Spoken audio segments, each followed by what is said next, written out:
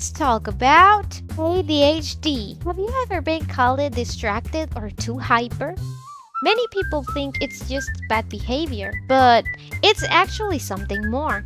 ADHD stands for Attention Deficit Hyperactivity Disorder. ADHD is a neurodevelopmental disorder. It affects attention, behavior, and energy. It begins in childhood and may continue into adulthood. Let's take a look at a day in Max's life. This is a normal day for someone with ADHD. His day starts like anyone else, but his mind is already active. He tries to start his morning routine, but his mind doesn't slow down. Even simple tasks can become difficult. Wait, what was I doing? He struggles to stay on track, even in the smallest routines. At school, he tries to pay attention, but staying focused isn't easy. What is that? A fraction? No, a square root or improper fraction? Wait, didn't my mom say we are having curry today? I can already taste it. Okay, I need good grades. Good grades. Let's go! Wait, how am I going to improve my grades if I haven't listened to anything? What? The bell already? But I didn't learn anything. This is what many people don't see. It's not that he isn't trying. His brain is constantly distracted.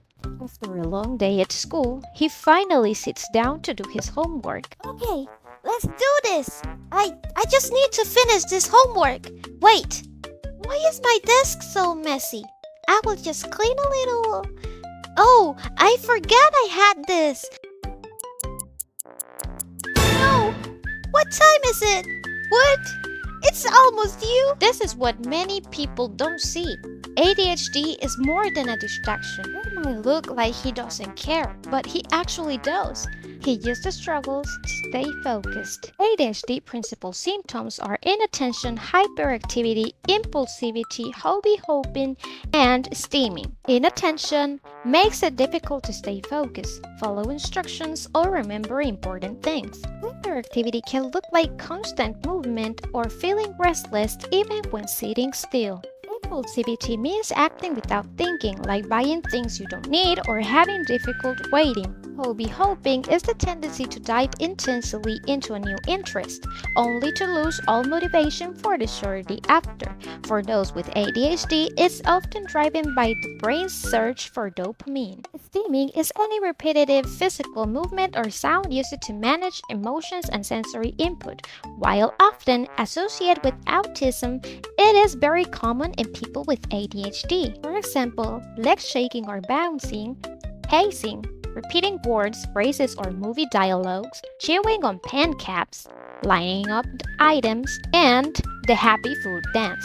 There are three main risk factors for ADHD. First, genetic factors. ADHD can run in families. Second, brain development factors. Differences in brain development or complication during pregnancy can increase the risk.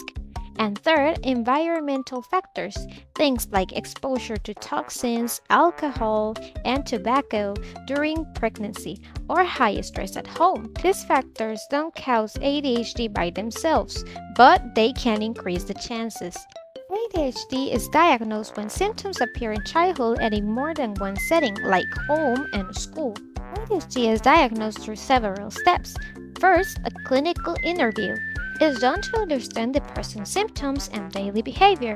Second, the behavior report from parents or teachers show how the person acts in different settings. Doctors use two tools to confirm ADHD. First, the rating scales. These are short questionnaires that parents and teachers fill out to describe the person's behavior in different settings. Second, the DSM-5 criteria. These are official guidelines that list the symptoms required to diagnose ADHD. There are several treatments that help manage ADHD. First, behavior therapy teaches skills to improve organization and self-control. Medication. Medication can help increase attention and reduce hyperactivity. Parent training gives families strategies to support the child at home. School interventions provide classroom support to help with learning. And finally, other therapies like CBT or mindfulness help with emotional regulation. With proper treatment, people with ADHD can improve their attention, reduce impulsive behaviors, and do better in school or work.